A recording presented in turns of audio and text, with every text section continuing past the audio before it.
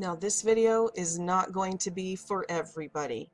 Now this is going to seem really out there to a lot of people who haven't studied this stuff in depth and aren't this far along in their awakening, because this is paradigm shattering stuff. This is about how far from reality we really are. How the world that we live in is almost nothing like what they have told us that it is. And the history of this place we live is almost nothing like the re-education camps have told us that it is. So if you have been on my channel and you've watched, here's stuff like this, Nephilim hybrids and all of this, 5 shocking things you never knew were in the Bible, or the whistleblower about what's going on in Antarctica, or any of these humanoid hybrids, or especially if you've watched like the giant in Afghanistan, or this end time awakening about the giants and the contamination of the human gene pool and all this type of thing. If you've watched these and you're like, oh, that's total BS, and you know, you're out of your mind, you're a nutter, stuff like that, then this video most assuredly is not for you. Then you probably want to click off right now, because this might do more harm than good for somebody who has not had these baby steps leading up to the realization of our history. But I would hope that you would continue your research and drink the baby's milk until you can eat the meat, because this that I'm about to talk about, it's meat. And some of you will easily digest this because you're wide awake, but some of you cannot digest this, so you might want to wait. So I'm just going to start by talking about petrification. What petrification is: the process by which organic matter exposed to minerals over a long period of time is turned into stone. An organic object that has been turned to stone.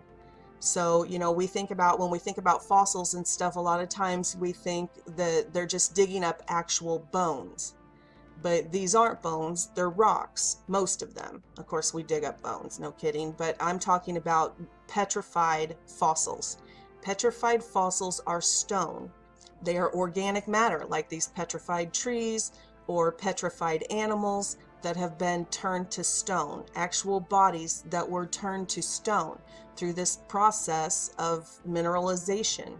So I just want to clear that up, because I know people think that a lot of these archaeological expeditions that they're dealing with just, you know, bones. They're recovering actual, you know, some sort of organic matter, but that is not the case. These petrified fossils are stone. So think about what I'm saying before we move on to the next step. I'm talking about animals and people turned to stone. And I know some people are going to say, not people. People don't turn to stone because they can't be petrified. It takes millions and millions of years to petrify fossils. And even Bible believers may believe that it still takes thousands of years or millions of years, because fossils are from dinosaurs, right? They're from the antediluvian world, which means the pre-flood world. But that's simply not the case. There are tons of examples. Here's a petrified leg inside a boot. Here's a petrified hat that was made of organic material, probably leather. Here's a fossilized hammer, where the wood part of the hammer is partially coalified with quartz and calcite crystalline. But we'll start with this human leg, because this human leg was found inside a boot that could be identified by the boot company that was from Texas, that began manufacturing boots in 1936. So it's impossible that this is billions of years old or millions of years old. And it's just like the hammer. Unless you think dinosaurs were using hammers, none of this makes sense. And that's what I always say about mysteries and anomalies. There are no mysteries and anomalies. The truth is right in front of our faces. When you say the word anomaly, that means evidence to the contrary. So if something doesn't fit the narrative, the official narrative, if something doesn't fit the official version, the official theory that they're shoving down our throats in the re-education camps, then it's not an anomaly because it doesn't fit. It's evidence that the theory is incorrect, because science incorporates all data to come up with a theory, a hypothesis. You can't just take data that doesn't fit your theory and go, oh, that's an anomaly, it's a mystery. No, it's evidence. It's evidence and it's science that proves that this paradigm we have been taught that we are living in is inaccurate. Like here, this fossilized hat, they make a little quip. Is this a caveman's hard hat? You know, no, of course not. This is a modern hat, and yet it is petrified. It is made of stone now. Likewise, this human leg that was found inside this boot, obviously the rest of the body is broken off through erosion and is probably in pieces all around that we just perceive as rocks. But this boot has been through CAT scans and MRIs and has been tested, and all of it, there is a complete human foot and part of a leg in here, and now it is limestone. It is just a rock, but it is a petrified fossil. So the CAT scans and stuff were performed at Harris Methodist Hospital in Bedford, Texas on July 24th of 1997. This gives all of the technicians' names and all of this information. I'll put the links below so that this is in a museum. All of the scans are in the museum, the foot and leg and the boot, all of it. It's in the museum, so you can go see it for yourself. I'll put all those links below. And here's another one. Here is a finger, a fossilized human finger that has been found. They have dissected it. It has also been replaced with limestone. They have done all of the CAT scans, x-rays, MRIs on it in Oklahoma. All of this information, again, will be below in the links. Now, I specifically bring up this finger because it looks like a stone. Stones that we see all around us all the time. Smooth stones. And this will lead to some research that I'm going to get into here in a minute with a gentleman who calls things no-toes. He calls stones no-toes. And that's because these digits, once they're petrified, they break off. He deals a lot with the petrified fossils of human feet and hands and things like that that are unrecognizable to us because the digits break off so easily. So again, you can see, you know, this could, if you didn't know what you were looking for, you could see how this could be mistaken for just an oval stone.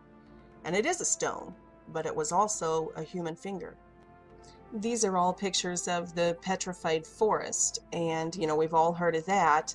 We don't talk much about petrified humans or petrified animals, but we do talk about the petrified forest quite a bit. So let's look at a couple of these pictures. And again, some of these are monstrous, absolutely monstrous in size. So, you know, at first glance, this looks like some strange rock formation, but of course now we know these were giant trees, and you see all these little stones around it from the erosion and little pieces being broken off and stuff over decades and centuries and millennia. So we have all of these smaller stones that are part of the landscape, and we just assume those are rocks, like rocks just always were rocks. But those, even though they don't look like trees because they're broken into little pieces, those are all little pieces of these trees from this petrified forest that have been broken and scattered over all the centuries and millennia. And there are petrified forests everywhere, not just in America. Here's one picture of a petrified forest, and you can see the types of stone. So when we see petrification, there's all different types of stone. Things turn into all different types of stone, not just limestone. It just depends on the conditions, you know, the water levels, the amount of time, what type of sediment and minerals were in the sediment around that covered these things. So you can see these petrified trees look much different than the ones in Arizona. So let's look at this one. So we just say, oh, here's this mysterious rock sitting here in the middle of nowhere. But what if this stone, what if this was something petrified? Not a tree, but organic matter that petrified. I mean, look at it. It looks similar to a sphinx. Now, I know that might be a stretch, but I just wanted to kind of slowly bring you into what I'm about to tell you. The Great Awakening is here. But the Great Awakening is about far, far more than just politics and QAnon and the cabal and all of that. I just wanted to put this picture of these dinosaur bones up so you guys can keep this in mind as you start viewing these pictures I'm about to show you. Because some of these quote-unquote rocks are enormous, and it's hard to wrap your mind around it. And although the Vatican and the Smithsonian have secreted away much of the evidence and have created this false narrative to explain what these things are that we see with our own eyes, at least I think we can all agree at this point that they did exist, that dinosaurs did exist, that giant creatures once inhabited this place we call Earth. The Bible calls it the antediluvian age, the pre-flood era. the first Earth age. And I bring that up not to be religious, because the presence of water is key. Water, pressure, temperature, weight, enormous amounts of sediment covering these creatures all at once, suddenly. Things like that are very important to understand the fossilization process, the petrification process, and that it does not take millions or billions of years. And water is also important because the presence of water completely messes up our entire carbon dating process. So anyway, let's get to it. Let's get started. Let's look at some of these pictures, and hopefully you'll see that the entire Earth is covered, just sprinkled over every continent, these quote-unquote rocks that look exactly like huge animals and creatures. And we just climb on them and walk around them and go to the beach and take our picture with them. And the scientists tell us, isn't that odd? What a coincidence. Look what nature does. The geology just somehow naturally forms all of these stones all around us. Everywhere we look, all around us, we see skulls and faces and feet and hands and animals and everything else in the rocks all around us. And we're just told to ignore it. Don't look around you. If you look around you, isn't it amazing that geology just naturally makes it look like the ground and the rocks are made up of creatures? But I'm here to show you guys that geology was once biology.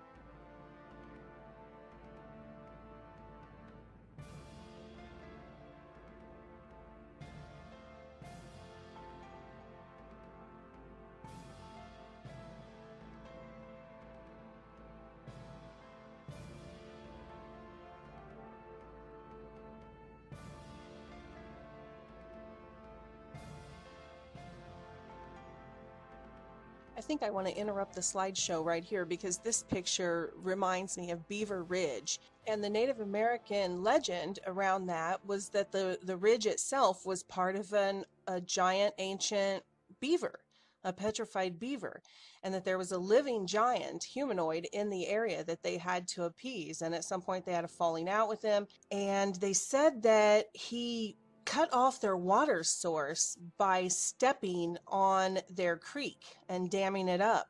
Now, in our modern paradigm, that seems impossible. It must just be mythology or legend. But they said it really happened in ancient times. And so I thought that was interesting in light of these things that we see, like giant petrified beavers and lakes shaped like giant footprints. Now, before we go on to the next level, I want to stop and touch on the science behind this, the CAT scans, the MRIs, the DNA tests, all of the geology work and the anatomy work that is being done in this field, because a lot of people will say, oh, they're just rocks, like we're just wild-eyed, conspiracy theorists that don't study science, and there's nothing further from the truth. This is being suppressed. This evidence has been, Roger took this to Yale University and other places. It's being actively suppressed, but there is science behind it. So I'm just going to show a couple of quick clips from Roger at Mud Fossils University, and he will talk about how the mud fossils line up with anatomy, the geology compared to anatomy, and all of the things with veins being veins. When we find veins in these stone, that they're actually veins and things like that. Now, I know this is elementary. This is Mud Fossils 101, and a lot of people think I'm moving too slow, but I'm trying to create a tool to reason with people that have never been exposed to this type of thing. There's a huge communication gap, and you can't just like blast people in the face with this out of the blue and expect them to understand, because in their paradigm, they're living in a totally different world. So although I had to start way at the beginning and talk about petrification and all of these things, if you've studied this for a long time, then please forgive that and understand that this is a tool. And hopefully, for those of you who are seeing this for the first time, this will help build a foundation so that you can receive it. Because, sometimes you have to offer people a sip of water on their journey, and you can't just take a fire hose and blast them in the face. You have to give it to them where they can digest it. So hopefully that's what I'm doing. And for those of you who have studied this a long time, I'm sorry that it seems to be going slow. This is just scratching the surface on the research and the images. So the go-to guys on that would be Roger at Mud Fossils University. That you can find him on YouTube, Facebook, anything like that. Age of Disclosure has a ton of images and good work, and Dictionary of Truth is doing some fantastic work right now. So check all of them out. You can find them on YouTube.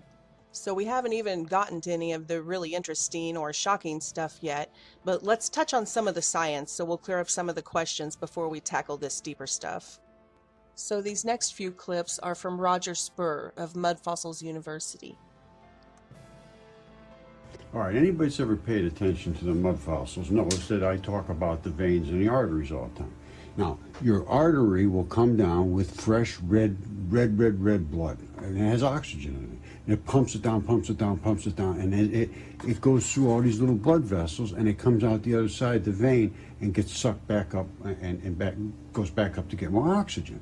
And that is, and you see this side goes, like they tandem up here. See, there's two that get pumped in, and there's two that come back. There's two that get pumped in, and there's two that come back. Now, you see all these little tiny dots out here? That's the ends. That's where they stop. And there's a whole bunch of little tiny holes, and they go across. And here's what does happen. At the very end, this is a distal phalanges fingertip, exactly like you have here, only it's been deteriorated. And I have another one here that is not deteriorated. These are from giants, and it's just what they are. Now, and this one was the same thing. It didn't blow out at the end like this one did. This one is more deteriorated, and it blew out from, you see those two sides there? You see? That's the, that is the arterial side. It blows out because the arteries don't have any clamps. And it tries to push the blood, and they blow out there and out the end. It's the same exact thing as you see here. Now the other side, the vein side, doesn't, because that's being slurped back up to the heart, and they close off here. See the clamp? They clamp off here. See right there. And the other one is up here. Same as they have here, exactly identical, no difference. Now, you see that black thing right there? That's what's called a distal phalanges bone, the tip of the bone. And that is right in the tip of your finger. That's what it is. Now, and that's the pattern that it makes when the bone bleeds out. And that's called, you know, it's a ferrous oxide that bleeds out through stuff, just like this is bleeding out. This is ferrous oxide too, iron. It bleeds out through the tissues in the wood, same as it bleeds out in the tissues in this. And this is a mud fossil kidney, and you can see all of the same articulations. You see these boom, boom, boom, boom, boom, boom. They have the exact same things, but you can't see them as well. See them? Boom, boom, boom, boom. Same things. It's in the mud fossils. They are so far superior to the to what they're using for anatomical models. It's amazing. Anyway, let me show you some other stuff. Okay, this is an opalized heart, and these are the little heartstrings of the heart and all the different ventricle walls and everything. Now, you see all these different colors. You see that blue extends all the way around there? That doesn't happen by accident. That tissue wants to have a transition metal to stabilize, which causes it to be blue. And I can show you the transition metals, and I will in a second. All right, this is the thing they don't understand well. Carboxylation uses these transition metals to drive things around your body and deliver oxygen and pick up carbon dioxide and glucose and do all the different things that they do to provide your body with nutrients and minerals and flush it of the bad stuff. And that's what's in your blood. And these have to be there in the correct amounts, and they are mined by the bacteria that's in your body. That's how it works. They create enzymes of bacteria, and the enzymes seek out these. So anyway, I don't have time to put all of his research right here, but he goes on to explain all about transition metals and the ion colors and how we get these veins, literal veins of amethyst, veins of gold, veins of silver, how these transition metals actually settle out during this petrification process and this mineralization process and all of this, and it produces all of these colors that we see in the stones around us. And we mine them. We mine these stones and we act like we even call them veins. Oh, it's a vein of gold. They found a huge vein of gold, veins of silver, you know. Obviously, part of our subconscious remembers this because we call them veins, and they are literal veins. You see that? That's from the transition metals that are in some of these specimens that I'm testing. We're running through with the microscopes, and this is what we're seeing inside it. Now there's blood. The black is the vein blood. The red is the arterial blood. That's the blood supply. And then you have your transition metals. And there's gold in here. There's gold, and there's all kinds of different. It's called electrum. And that's what we're finding in these, in certain areas. I mean, you don't see them everywhere. Called it the grip skin. Now this is very, very transition. You can see, and it's turned into like crystal. Now this one has not transitioned as much, and this one has the grip skin, and it's still fabric. You see that? These little white fibers. That's they call it keratins, and they're little fibers that are in what they call the grip skin, and that's the tough skin on your fingers and your feet and your toes and on the bottom, the real tough stuff. And this one here has it as well, but you can barely see it. You see, there's a pop. By the way, everybody asks about the DNA report, and it's right here. And if you go in, it will tell all about there's 3 specimens we had tested, and it tells all about how they did the extraction and the you know, all of the different things. They had to put it in certain conditions and this and that, and everything was done very, very, very textbook. You know, deep inside samples, nothing right on the surface. All kinds of negative controls checked out, no problems. All the negative controls came out negative. And it goes down and on and on and on and on and on. So that's what we got as far as that goes. Now, then on, I have a lab report. When I talked to the lab here too. Base pairs normally. Right, usually 100 to 200 tops, because the DNA is so fragmented because of just the, the degradation. This is a couple of years ago. The years and, wear and tear and things like that. Yeah. But I was able Now, this to, is a big toe. I'm going to show it a that bit. were in that paper that That's the a group one. had success with, and that seemed like the best option. And they, are a Another one. mitochondrial DNA primer that will essentially amplify all types of vertebrates. That's a lung. So, not just human, but any kind of vertebrate life form. Some meat. And That's so a they're rock, though. sort of a universal type of fit for Tendon. these samples, because we don't know obviously what the samples consist of. So Bone. the sequence that came back, and it was roughly Bone. for each of these fragments about 100 base pairs. Matched them up in the database. It's another deteriorated and bone. matched with the human mitochondrial. There's two regions Toe. of the mitochondria. One is called the D, like the letter D is in dog, the D loop. And then the other one, I believe, is for cytochrome B Finger. gene. The mitochondria has several different genes that it consists of, but Finger. these primers were specific for those areas of the mitochondrial genome. So, so I, considering where we, started a couple months ago, that's, those are nice results to have. Yeah, that's kind of amazing. In the PCR. That was the lab. Now that's a lung right there. You see that? That's the pleura, they call it, of the lung. The ancients used to call it tunica. It wraps your lung, and then you get down into the lobes of the lung. See how it's already red down there. It's just they're everywhere, and they're just not. They just can't get their eyes open, and they can't get their minds open, and they just can't look. So they just ignore it because they're afraid of the result, and the result is going to be kind of devastating for them because they won't pay attention to this. That just shows how closed their minds are. So it's up to them. It's up to you. Have a nice day.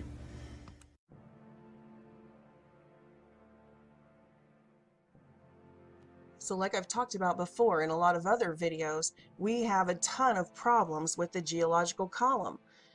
We have built error upon error upon error, or maybe deception upon deception and lie upon lie, to get to this place where we have a total misconception of world history and a total misconception of geology. At its core, what the rocks actually are, what the earth is actually made of. Starting with the geological column, they use circular thinking. So they have titled all of the layers of sediment and all of the layers of rock as different ages in the geological column, and they date those layers by the organisms found in them. And then they date the organisms by the layer that they were found in. So that's circular thinking. That's not science. You can't say, oh, I know how old this organism is because it was found in this layer, and then say, oh, but I only know how old that layer is because of this organism I found in it. It's illogical. But we don't have free thought. We're just given a chart. Everybody who goes through the re-education camps are just given this chart and this picture, and it's ingrained in their mind, and this is what it is. But it's not science. There's just one tiny example of that type of thing when we're talking about stalagmites and stalactites. Some geology textbooks tell us that stalagmites and stalactites form at a rate of 1,000 years per cubic inch. Think about that. 1,000 years to get 1 inch. So then they use that false supposition to say, oh, we can date what these, these caves are and how long this, that, and the other. And it's all fake. None of it's true, because right here is evidence. This is in Vincennes, Indiana. Here are tons of stalagmites and stalactites that are found in a building that is only 40 years old. So in this basement, we have, here's an 11-foot column. There are 5 columns that are 11 feet tall. And no, they did not form over, I don't know how many inches is that, an 11 feet times 1,000 years per inch. No, this is only a 40-year-old building, and this is in its basement, and these columns formed. Again, all of the pictures and all of this information will be in the links below. But my point is, much of what we've been taught in geology is completely false. It's just supposition that has been disproven over and over again. So with this as a basis, now I want to go on and talk about what I'm really here to talk about.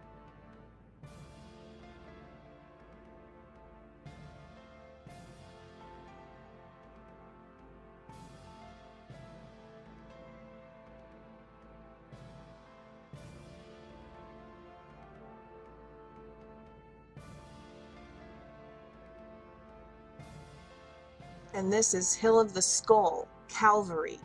This is what the Bible records. The Bible records it as the Hill of the Skull, Calvary, where Christ was crucified. Here are just a couple of those Bible verses. Matthew 27:33, they came to a place called Golgotha, which means the place of the skull. And then Luke 23:27 through 33, the actual verse is Luke 23:33. And that's all the way down here at the bottom. And this is all about all the people following Jesus and mourning and wailing for him as they were getting ready to kill him. And then the very last verse down here in 33, when they came to a place called the Skull, they crucified him there along with the criminals, one on his right side and the other on his left. In the book of Enoch, chapter 7, he records that there were giants in the world 3,000 ells tall. 3,000 ells tall. Okay, so if you translate that, a lot of people, because that's just too much, they're like, okay, that's too much.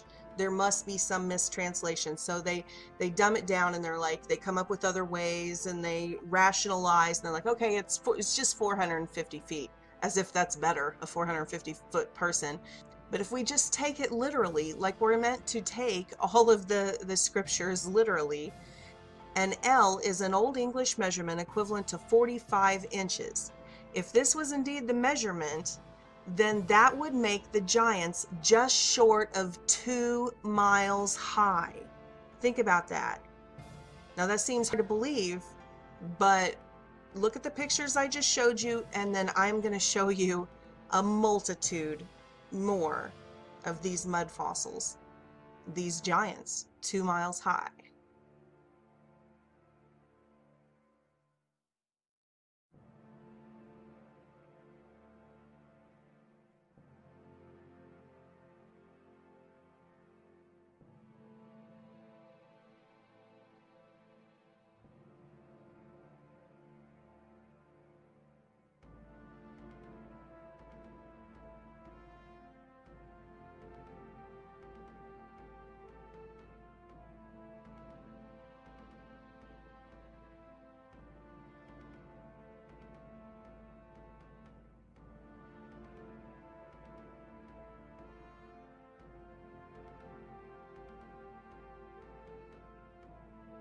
Enoch is referenced in the Bible repeatedly, and it's stated that he was one of the greatest men that ever walked the earth, closer to God than any other man. In fact, it's said that he didn't see death, that he didn't bodily die, that when his mission was completed, God took him up. Right here, it says in Genesis 5:24, so all the days of Enoch were 365 years. Enoch walked with God, and he was not, for God took him. And Methuselah lived 187 years and became the father of Lamech. So right down here in Jude 1:14, Enoch, the seventh from Adam, also prophesied about them. And it talks about Enoch being a prophet. It talks about Enoch being very close with God. And so we have the book of Enoch. And it's important to note that we're talking about someone very close to the creation of humankind, of the Hebrew race, the human race. So Enoch was only the 7th generation from Adam, and Enoch was Noah's great-great-great-grandfather. And another thing to note that we've often taken for mythology is the ages, the age ranges, because we're taught about it's progressive evolution, that things are getting better and better, at the same time that they contradict themselves and teach us that the world's in a state of entropy. Completely contradictory statements. We're progressively evolving, matter is progressively evolving. Oh, matter is in a state of entropy, that everything breaks down and decays and rusts and breaks down. Well, we know which is true. Clearly, the world is in a state of entropy. which brings me back to the age thing. We're taught, oh, look how far we've progressed. We're living 70 and 80 years. No, we are fallen. The human gene pool is contaminated, and it's just like us. Everybody's in a state of progeria, which is that disease that causes advanced aging, very rapid aging, and that's what's happening to us. But back in the beginning, the Bible records that lifespans were 800, 900, 1,000 years, and it was very common, like this, 300, 400 years.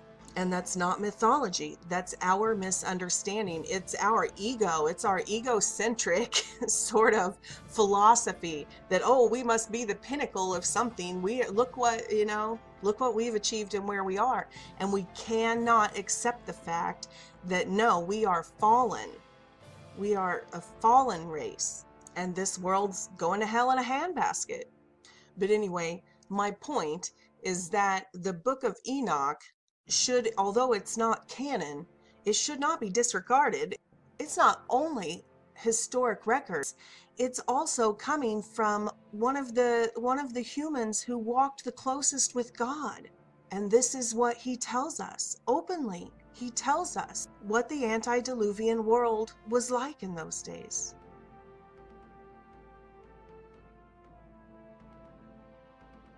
And all we have to do to confirm it is look around. Just look around. Open your eyes and look at the landscape. Look at the mountains. Look at the rocks. Just look around. Everything around us confirms it. It's true. The Bible is true.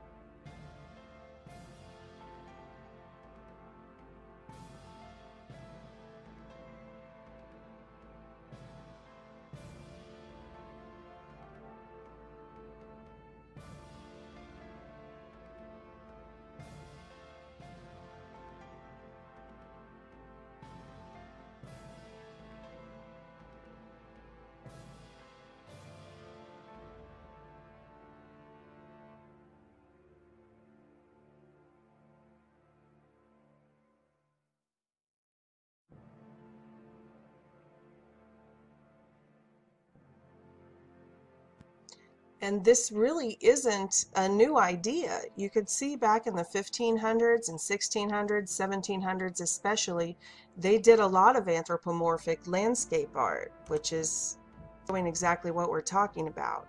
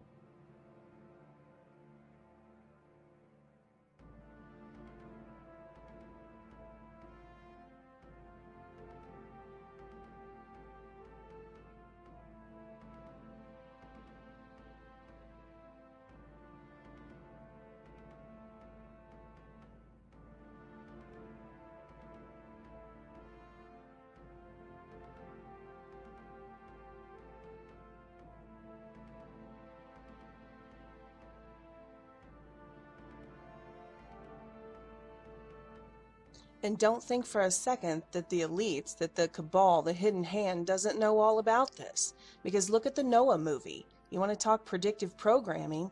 Look at the Noah movie. Remember the rock monsters? They go through, I wish I could put the whole trailer on here. I'd love to play it. Just search Rock Monsters Noah movie trailer. And it tells the whole story. It talks about them coming to earth as light beings, beings of light. But God got upset with them, and so they were fallen, and they were bound in these rock in the mineral kingdom, and God, no matter how much they begged him, wouldn't let them out, and just all of this kind of stuff that we talk about, the fallen angels coming, and all of this antediluvian world that is recorded in the records of every culture on planet Earth. And apparently, you know, even though we know that the Vatican secreted away all of the historical records they could during the Crusades and all of that, and the Smithsonian has done the same, obviously the mystery schools have passed this knowledge down to, you know, through these secret societies, because here we have this Noah movie, and when it came out, most Christians were like, what on earth is that? That's not biblical. Where would they have ever gotten that?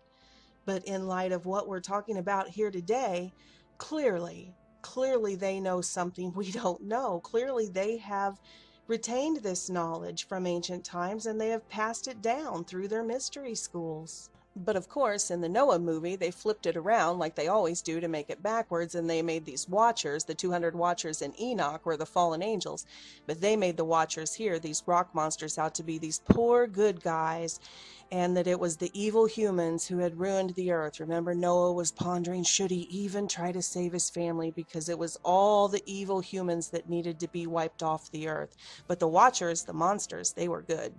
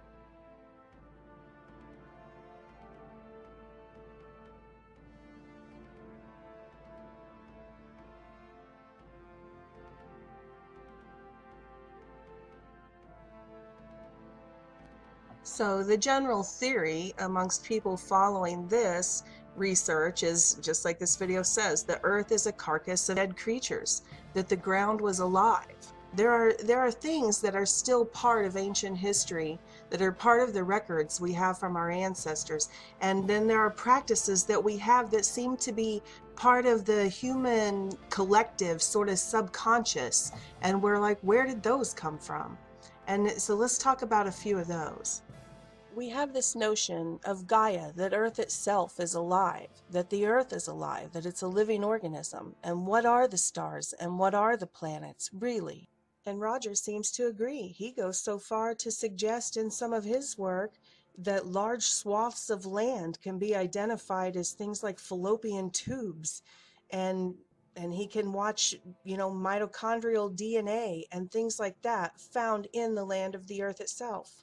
And many of the flat earth researchers, they find as they research that out and they go down that rabbit hole, they come out at those ancient records, the ancient records that say the earth is some sort of being, usually a tortoise, and that the earth isn't a globe, that it's an animal or some sort of living creature. And then if we realize that these transition metals in the body can give us these beautifully colored stones and veins of silver and gold and things like that, it makes you wonder, is it a coincidence that this New Age movement, this occult movement, has taught their followers to take pieces of these fallen ones, to take stones, and they always use crystals and stones in their meditation, and they tune into those frequencies of those bodies, of those fallen ones, which goes back to the same warnings of the ancient biblical times, which is one of God's top 10. It's in the 10 Commandments, not to worship these idols. It was always talking about, the Bible's always talking about these gods of stone, these idols and gods of stone, and that they're dead and gone. Don't worship them, these idols of stone. And it's like, why? It's like, what's the big deal? Who believes a stone is anything? But in light of what we're talking about here, it makes sense. And to see that tradition carried on in the New Age movement, that they use these stones. They use these stones for their meditation. They worship with these stones. And the Bible mentions it too. So there must be some truth to that whole stone thing, because the Bible talked about before Christ came and gave us his Holy Spirit so that we could communicate with God again. The priests of the Old Testament would take a breastplate and they would put 12 different of these gemstones in it to create a harmonic, and they would put this breastplate on, and that would help bridge the gap, you know, from that excommunication that we inherited through the contamination of the gene pool. That's what they used before Christ came. So there's some truth to this frequency thing that is going on with the gemstones. So praise God that after all of this time, now there is a movement and there are people researching this and putting their life's energy towards revealing this. And I am 100% behind them.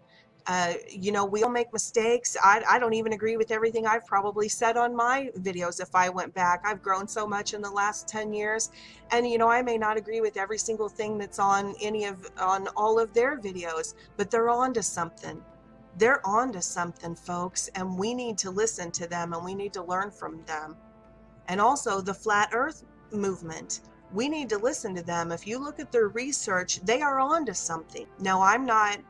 Now, this is not a flat earth video, but I'm telling you, this earth, this place where we live, is most certainly not what they have told us it is. So let's pull together, let's pool our resources, let's put all our puzzle pieces on the table, and let's do this. Let's do this for Jesus Christ. Let's have this great awakening. Let's do it. Let's have the revelation of Jesus Christ, the revelation of the truth in our lifetime. I love you guys. God bless you.